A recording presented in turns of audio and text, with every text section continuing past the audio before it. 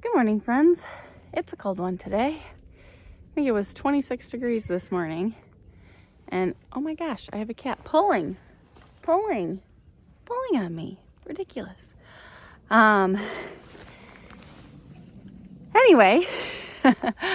I was out feeding the animals and making their food for tomorrow. I've already fed the animals, but I was making their food for tomorrow because I ferment most of my animals' feed.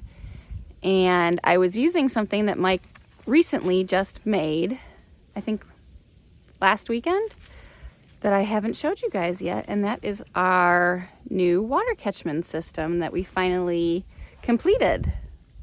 And I always say completed because we've had all of these components for a long time, not actually using them or utilizing them. And then we tried to kind of jerry rig something temporarily. Mike put gutters on our shed because it's a tin roof. We didn't want to put it on where's my house? It's behind me. We didn't want to put it on an asphalt roof because we don't want all those chemicals, but on a tin roof we're cool with. So we put gutters on that. And so we were trying to use one of our rain barrels on some pallets and some other things, and it just hasn't been working. And we have an IBC tote, but we still hadn't set up a system. So Mike finally figured out a system that he is happy with, and I want to show you guys. All right, so here is our shed, and you can see that Mike has put up this gutter. We did not have this little white connector piece. It was just like the open, the gutter was just like the open hole. So it was just draining out of the top of that. But what he has done here is, this black one is our original rain barrel that we had back in Illinois.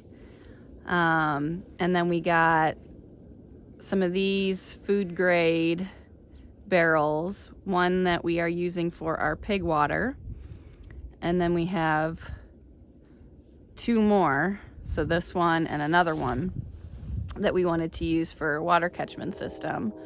So we used one here, and then I have still another one that we could use for another animal water, or just, we haven't figured out what we're going to use with that for yet. And then here is our IBC tote. We have IBC totes that we are using for our pigs shelter, but those are not food grade. This one is a food grade, so we wanted to use this one for our water. What we had done was put the black, oh my God, this cat is relentless. So we had put the black rain barrel under just this, he got this downspout, and we had it draining into this. And then this one has like that little, I don't know if you can see that little red nozzle on it. And we had it off the side. We had it where the blue one is. And we were just going to, because that black one doesn't have a lid on it. It was just draining into the black one. And then we could use that red spigot to fill our food containers. We had it sitting on top of this IBC tote, which an IBC tote, we now realize, an IBC tote has this steel cage around it because it is not a very thick or sturdy piece of whatever that is, food grade plastic or whatever. Because once this black barrel started filling with water, we had it sitting, the top is not as protected. So the black barrel was actually sitting on top of the white IBC tote. And after just one rain, it actually had enough weight to crack the top of our IBC tote and fall through. I mean, not like fall all the way through, but it cracked it, and there's a pretty good crack in the top of our IBC tote. We were able to cover it and seal it again with some duct tape, and we'll come up with a better solution at some point. So that is why we have now this pallet on top of the steel caging. And then we have some more pallets underneath the IBC tote to elevate it so that we can actually use this spigot to fill our waters. Mike put a nozzle on this blue one here, so we can use the blue one separately.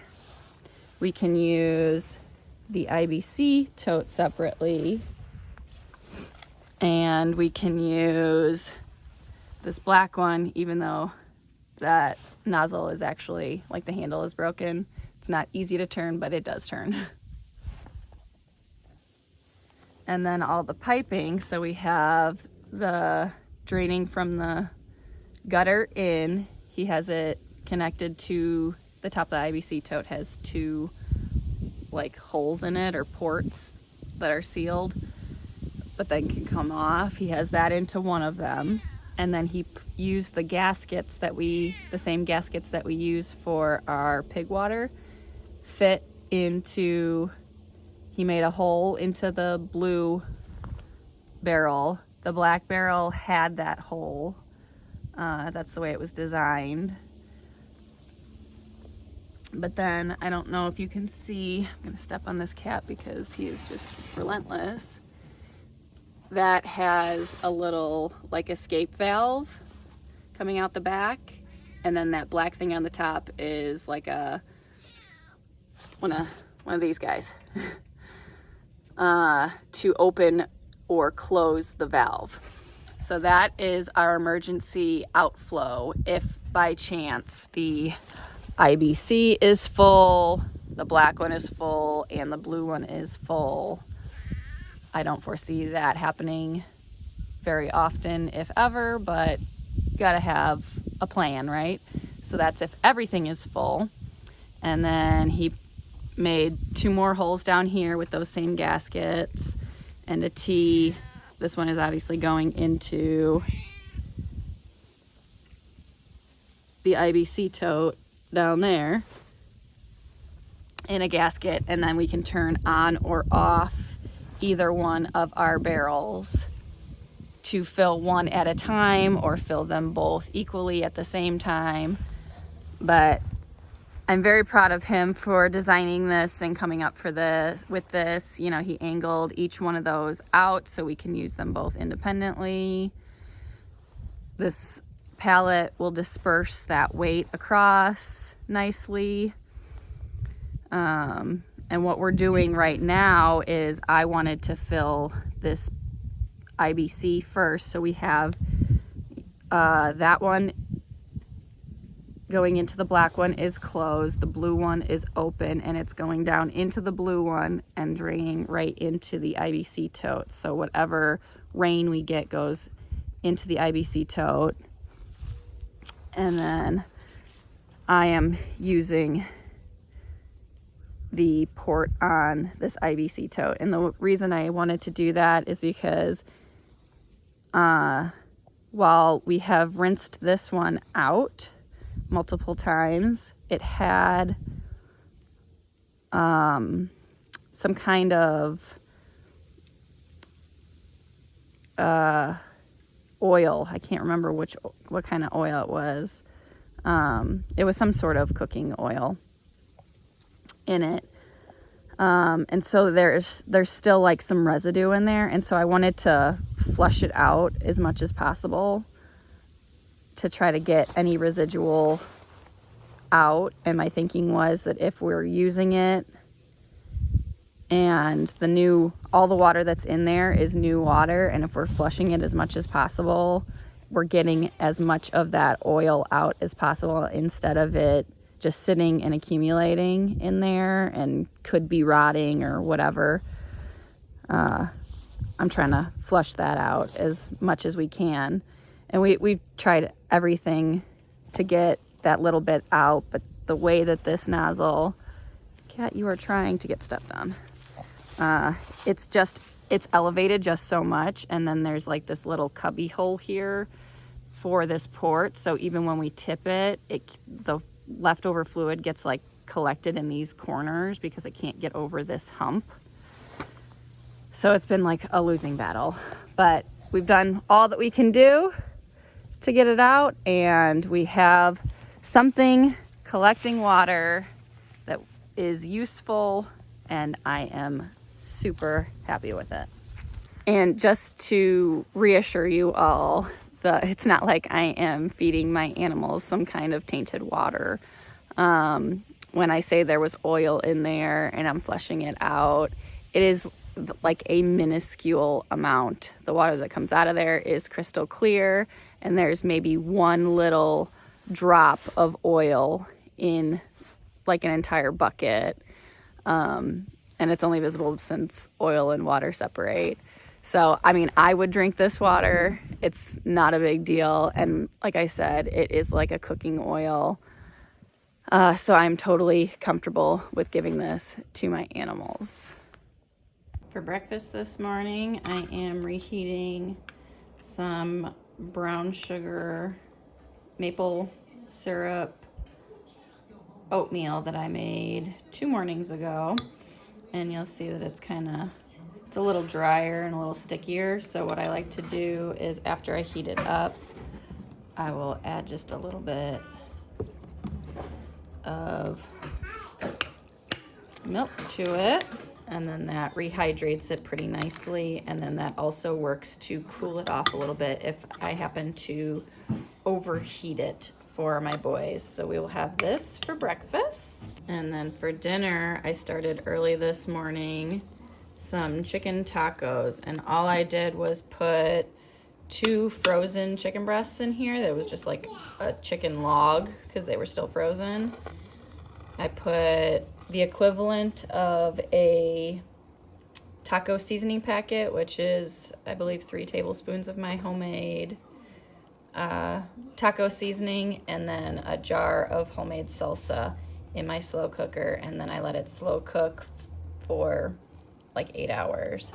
And it has been slow cooking for about 4 hours, and you can see that the chicken is already fully cooked, but I'm just gonna let it continue to kind of marinate. It's on low, so it'll be fine. I just came in here and broke it up. I was thinking I was just going to be breaking apart the 2 breasts, but it was already kind of partially thawed. So the whole thing came apart. It was all fully cooked, but I like it to be really tender. And so I just kind of broke them up and mixed it up so that everything can get the seasoning. All these little bits of chicken can get the seasonings and the salsa on them. And then I pulled out some tortillas that I also had in the freezer and some sour cream that I just got from Azure a couple days ago. I am not actually feeling the best today. Last night I was really not feeling well. And I barely got dinner done last night, and then kind of Mike took over after that. But I'm feeling better, much better today, but still not feeling great. So having another easy crock pot meal that can do all the work for me is great. And I had some oatmeal in the refrigerator for this morning, so that's really nice that I don't have to be making all my meals, or at least heavily making all my meals today. I was hoping to get out into my food forest today and plant the rest of my elephant garlic because it is supposed to be like 60 degrees today, but like I said, it was like 27 this morning and it is currently 44, and I am just not feeling all that great, and I don't really want to push myself. So I don't know that I will be getting that elephant garlic into my food forest today, and I think we're supposed to get rain tomorrow, but I have to check the forecast. I might just be sticking to indoor activities today. I do need to send out my Christmas cards, so maybe I'll work on that today and just stay inside and warm and relax. So I just double checked the weather, and it looks like the forecast has been pushed off a day, so tomorrow will actually be warmer, and the rain has been pushed off another day. So I think today I'm going to give myself some grace and make it an inside day, and I'll get my Christmas cards all addressed to send out tomorrow and have it be a day of rest the rest of the day, and I'll hopefully be back at it tomorrow. So I will catch you guys tomorrow. Thank you guys for stopping by today and joining in on our journey here at Bare Bones Living. We'll catch you on the next one.